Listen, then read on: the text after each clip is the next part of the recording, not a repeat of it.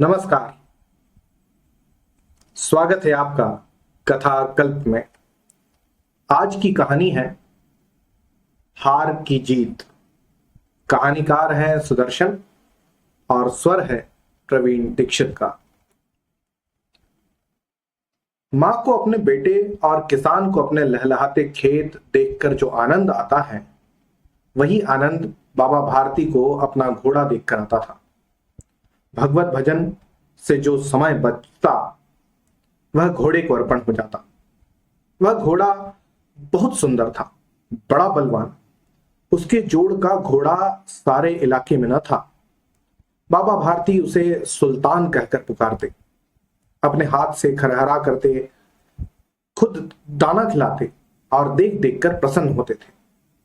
उन्होंने रुपया, माल, असबाब, जमीन आदि अपना सब कुछ छोड़ दिया था। यहां तक कि उन्हें नगर के जीवन से भी घृणा थी।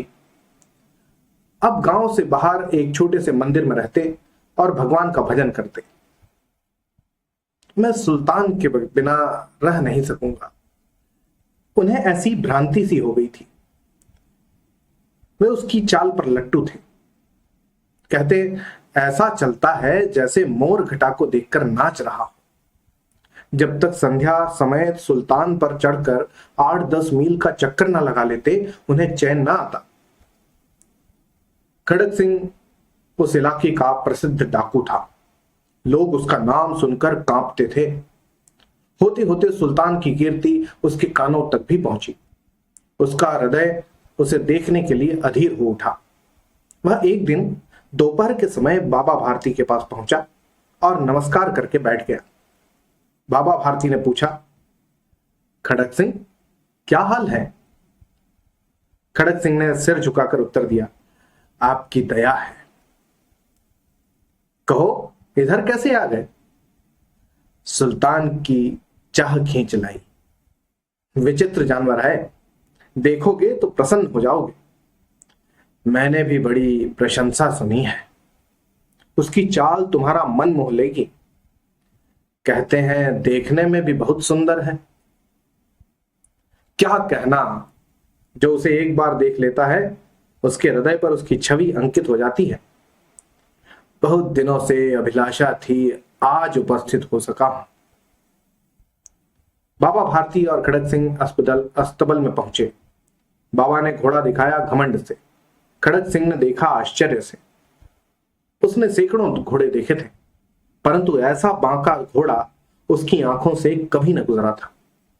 सोचने लगा, भाग्य की बात है, ऐसा घोड़ा खड़क सिंह के पास होना चाहिए था। इस साधु को ऐसी चीजों से क्या लाभ? कुछ देर तक आश्चर्य से चुपचाप खड़ा रहा।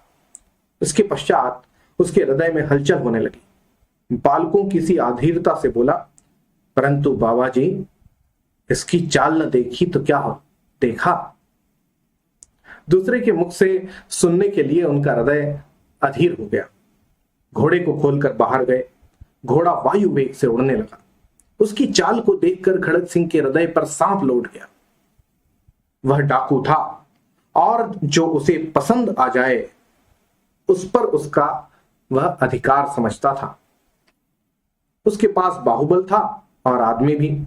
जाते जाते उसने कहा, बाबा जी, मैं यह घोड़ा आपके पास न रहने दूंगा।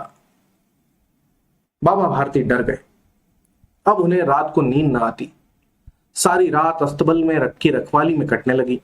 प्रति क्षण खड़क सिंह का भय लगा रहता, परंतु कई मास बीत गए और वह न आया। यहां तक कि बाबा भारती कुछ असावधान हो गए और इस भय को स्वप्न के भय की नाई मिथ्या समझने लगे। संध्या का समय था। बाबा भारती सुल्तान की पीठ पर सवार होकर घूमने जा रहे थे। इस समय उनकी आंखों में चमक थी, मुख पर प्रसन्नता। कभी घोड़े के शरीर को देखते, कभी उसके रंग को, और मन में फूले ना समाते थे। सहसा एक और से आवाज आई, ओ बाबा, इस कंगले की सुनते जाना। आवाज में बड़ी करुणा थी। बाबा ने घोड़ा को रोक लिया। देखा, एक अपाहिज वृक्ष की छाया में पड़ा कराह रहा है। बोले, तुम्हें क्या कष्ट है? अपाहिज ने हाथ जोड़कर कहा, बाबा मैं दुखियारा हूं, मुझ पर दया करो। राम वाला यहां से 3 मील है, मुझे वहां जाना है। घोड़े पर चढ़ा लो, परमात्मा भला करेगा। वहां तुम्हारा कौन है? दुर्गा दत्त वैद्य का नाम आपने सुना होगा, मैं उनका सौतेला भाई हूं। बाबा भारती ने घोड़े से उतरकर अपाहिज को घोड़े पर सवार किया और स्वयं उसकी लगाम पकड़कर धीरे धीरे चलने लगे। सहसा उन्हें एक झटका सा लगा और लगाम हाथ से छूट गई। उनके आश्चर्य का ठिकाना न रहा जब उन्होंने देखा कि अपाहिज घोड़े की पीठ पर तनकर बैठा है और घोड़े को दौड़ाए लिए जा रहा है। उनके मुख से भय, विस्मय और निराशा से मिली हुई चीख निकल गई। वह अपाहिज डाकू खड़क सिंह था। बाबा भारती ने कुछ देर वैसे तो चुप रहे और कुछ समय पश्चात कुछ निश्चय करके पूरे बल से चिल्लाकर बोले, जरा ठहर जाओ। खड़क सिंह ने यह आवाज सुनकर घोड़ा रोक लिया और उसकी गर्दन पर प्यार से हाथ फेरते हुए कहा, बाबा जी यह घोड़ा अब न दूंगा, परंतु एक बात सुनते जाओ। खड़क सिंह ठहर गया। बाबा भारती ने निकट जाकर उसकी ओर ऐसी आंखों से देखा जैसे बकरा कसाई की ओर देखता है और कहा, यह घोड़ा तुम्हारा हो चुका है। मैं तुमसे इससे वापस करने के लिए न कहूंगा, परंतु खड़क सिंह केवल एक प्रार्थना करता हूं, इसे स्वीकार न करना, इसे अस्वीकार न करना, नहीं तो मेरा दिल टूट जाएगा। बाबा जी आज्ञा कीजिए, मैं आपका दास हूं, केवल घोड़ा न दूंगा। अब घोड़े का नाम भी न लो। मैं तुमसे इस विषय में कुछ न कहूंगा। मेरी प्रार्थना केवल यह है कि इस घटना को किसी के सामने प्रकट न करना। खड़क सिंह का मुंह आश्चर्य से खुला रह गया। उसका विचार था कि इस घोड़े को लेकर यहां से भागना पड़ेगा, परंतु बाबा भारती ने स्वयं उसे कहा कि इस घटना को किसी के सामने प्रकट न करना। इससे क्या प्रयोजन सिद्ध हो सकता है? खड़क सिंह ने बहुत सोचा, बहुत सिर मारा, परंतु कुछ समझ न सका। हार कर उसने अपनी आंखें बाबा भारती के मुख पर गड़ा दी और पूछा, बाबा जी इसमें आपको क्या डर है? सुनकर बाबा भारती ने उत्तर दिया, लोगों को यदि इस घटना का पता चला तो वे दीन दुखियों पर विश्वास न करेंगे। यह कहते कहते उन्होंने सुल्तान की ओर से इस तरह मुख मोड़ लिया जैसे उनका इससे कोई संबंध ही न रहा हो। बाबा भारती चले गए, परंतु उनके शब्द खड़क सिंह के कानों में उसी प्रकार गूंज रहे थे।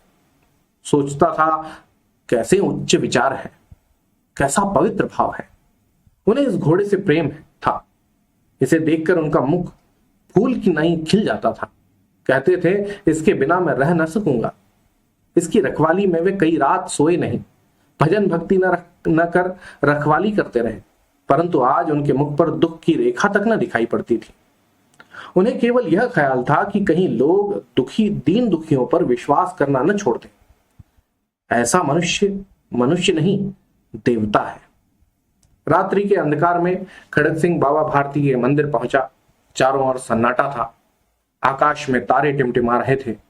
थोड़ी दूर पर गांवों में कुत्ते भौंक रहे थे। मंदिर के अंदर कोई शब्द सुनाई न देता था। खड़क सिंह सुल्तान की बाग पकड़े हुए था। वह धीरे धीरे अस्तबल के फाटक पर पहुंचा। फाटक खुला पड़ा था।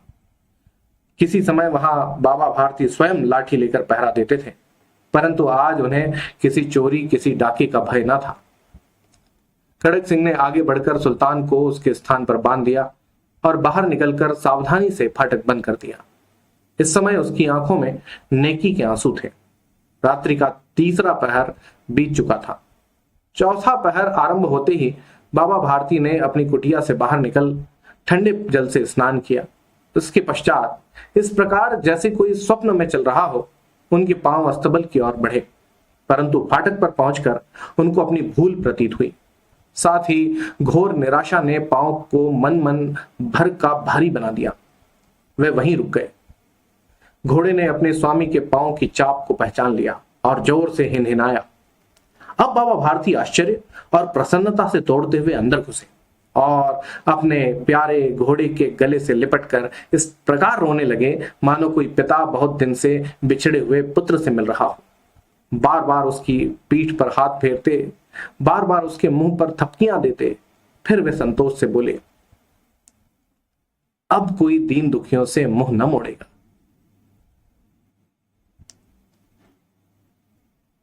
तो ये थी बड़ी छोटी सी लेकिन बड़ी मार्मिक कहानी सुदर्शन जी की। ऐसा वातावरण और ऐसी सीख अगर किसी कहानी में दी जा सकती है तो वो है सुदर्शन जी की कहानी। आज की कहानी आपको कैसी लगी जरूर मुझे लिखकर बताइएगा। होती है अगली कहानी में फिर मुलाकात, तब तक के लिए धन्यवाद और जय हिंद।